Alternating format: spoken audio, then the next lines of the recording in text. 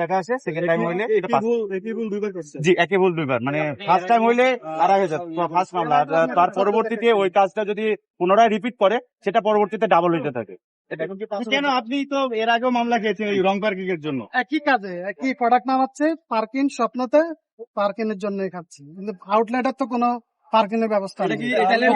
Outlet কর্তৃপক্ষকে কেন জানাচ্ছেন না বারবার মামলা এটা খাচ্ছেন? তো কোম্পানি জানাবে, আমাদেরকে দিচ্ছে, আমরা তো আনতে হচ্ছে product। গাড়ি কি তারা complete? অর্ডার দিচ্ছে, আমরা প্রোডাক্ট নিয়ে আসছি। এরপরেও কি আপনি এখানে আবার আনলোড করবেন?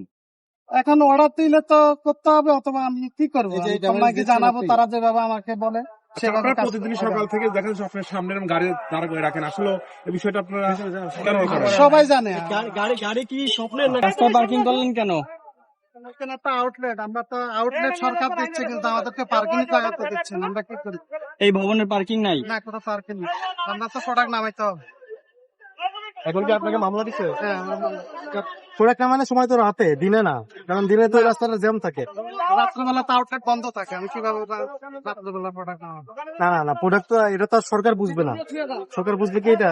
সরকার সবই তো বুঝতে হবে, না বুঝলে আমরা না আপনি তো মানে ওরা আপনি তো রাস্তার উপরে দাঁড়িয়ে আছেন, রাস্তার উপরে না।